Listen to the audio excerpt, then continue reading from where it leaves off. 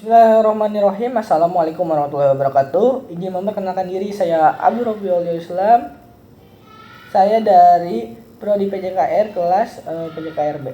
Nah, di sini saya akan menjelaskan tentang buku psikologi olahraga pada bab 6 yang berjudul perhatian dan konsentrasi dalam aktivitas olahraga.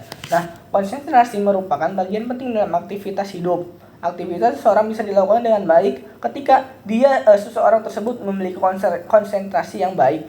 Oleh karena itu, dalam kehidupan berbagai aktivitas yang harus dilakukan sangat kompleks, begitupun pada aktivitas olahraga yang harus dilakukan sangat kompleks.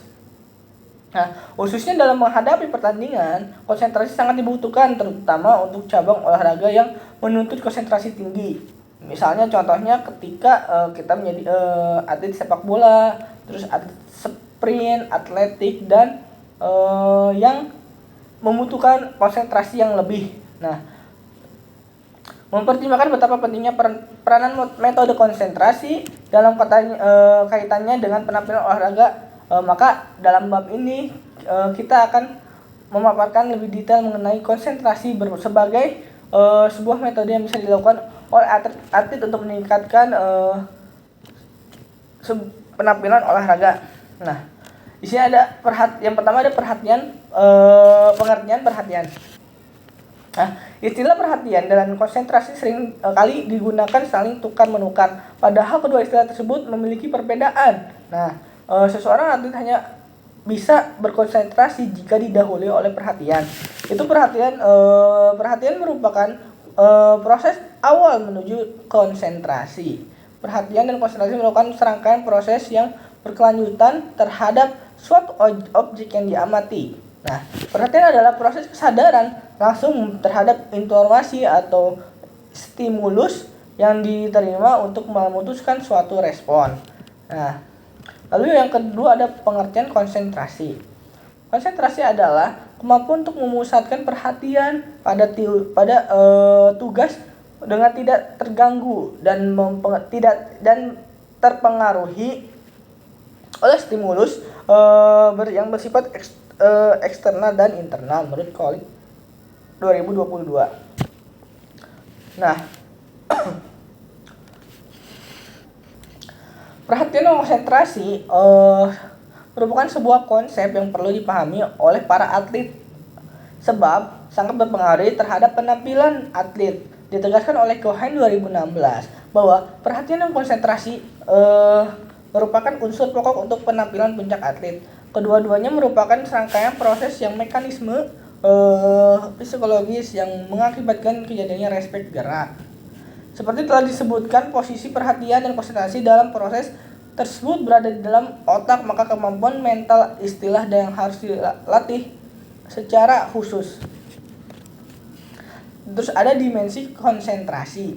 Seperti telah dijelaskan, konsentrasi merupakan perubahan yang konstan dan berhubung dengan dua dimensi, yaitu dimensi keluasaan dan arah. Pengertian ini menegaskan bahwa konsentrasi sebagai konsepsi atau konstruktur psikologis memiliki dua dimensi, yaitu dimensi keluasaan dan arah.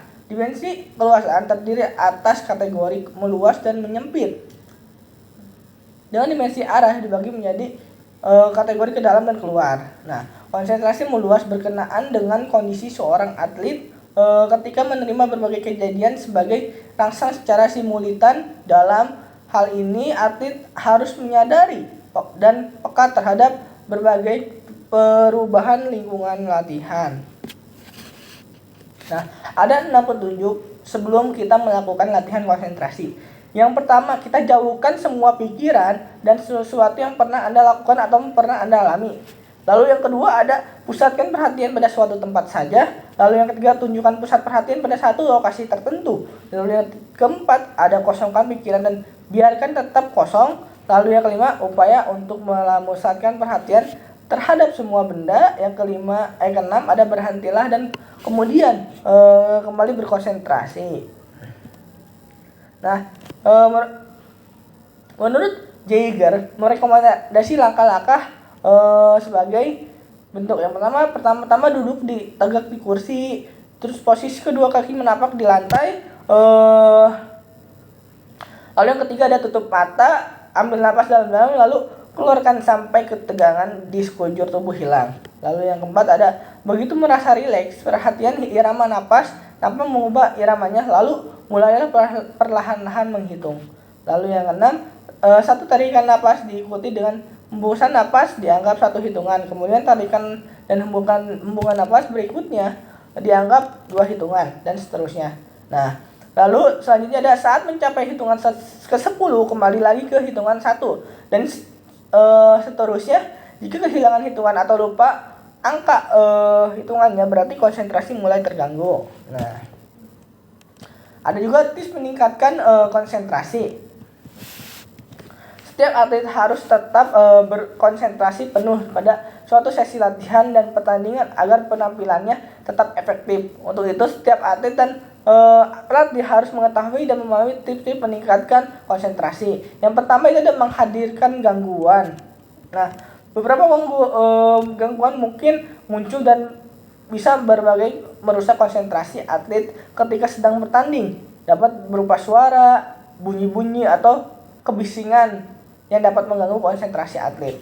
Nah, mungkin itu bab 6 yang bisa saya sampaikan. Kurang lebihnya mohon maaf. Wassalamualaikum warahmatullahi wabarakatuh.